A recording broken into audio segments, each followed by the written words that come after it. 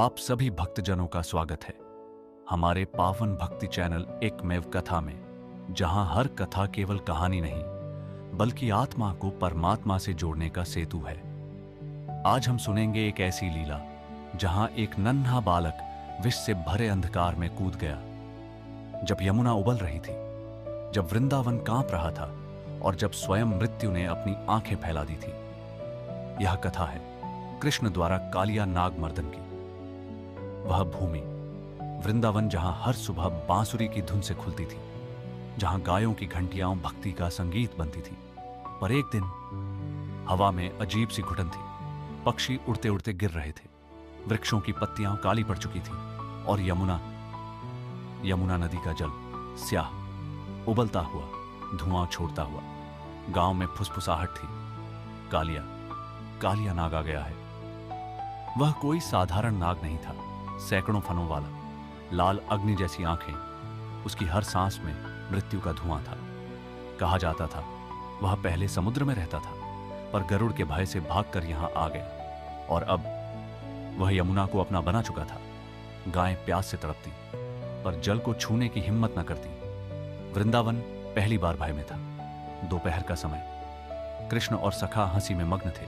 गेंद हवा में उछली, धीरे धीरे और जाकर गिरी यमुना के उसी काले हिस्से में। सखा कांप उठे। कृष्ण मत जाओ। कृष्ण मुस्कुराए। अगर हम डर को देखकर भागेंगे तो डर हमेशा हमारा पीछा करेगा। उनकी आंखों में चमक थी, जैसे वे पहले से जानते हों आज कुछ होने वाला है। कृष्ण कदम्ब वृक्ष पर चढ़े। नीचे उबलता जल, काला भंवर, मृत्यु की गंध। दूर से माता यशोदा देख रही थी। कन्हैया मत कूदना। और तभी कृष्ण ने आकाश की ओर देखा। हल्की मुस्कान और छलांग लगा दी। जल फट पड़ा। धरती कांप उठी। पानी के भीतर अंधकार। अचानक विशाल कुंडलियां कृष्ण के चारों ओर लिपट गईं। कालिया नाग प्रकट हुआ। उसने कृष्ण को जकड़ लिया। तट पर हाहाकार। माता यशोदा चीख उठी। नंद बाबा स्तब्ध रह गए। सखा रो पड़े। कृष्ण। क्षण भर के लिए लगा सब समाप्त, परंतु कृष्ण मुस्कुरा रहे थे। उनकी आंखों में भय नहीं था। अचानक उनका शरीर तेजस्वी हो उठा। कुंडलियां ढीली पड़ने लगीं और अगले ही क्षण वे कालियां के फनों पर खड़े थे। फिर शुरू हुआ वह नृत्य। हर कदम कालिया के अहंकार पर प्रहार, हर लय विष पर विजय। आकाश से देवता प्रकट हुए। पुष्प वर्षा होने लगी। कालिया के फन एक एक कर झुकने लगे। उसकी पत्नियां रो पड़ी। हे प्रभु, इसे क्षमा करें। कृष्ण रुके। उन्होंने कालिया की आंखों में देखा। शक्ति का अर्थ विनाश नहीं, संरक्षण है। यह मेरी लीला भूमि है, यहां भय नहीं रहेगा। कालिया कांप उठा।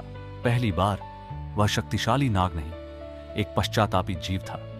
उसने सिर झुका दिया और यमुना छोड़कर चला गया। जल निर्मल हो गया। वृक्ष हरे हो उठे।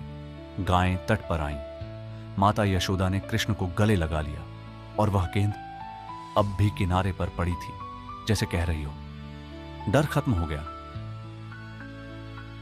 कहानी से हमें यह गहरी सीख मिलती है कि हमारे भीतर का क्रोध ही कालिया है, हमारा अहंकार ही उसका विष है और हमारी भक्ति ही कृष्ण है। जब हम विश्वास के साथ भीतर उतरते हैं तो हमारा मन फिर से निर्मल यमुना बन जाता है।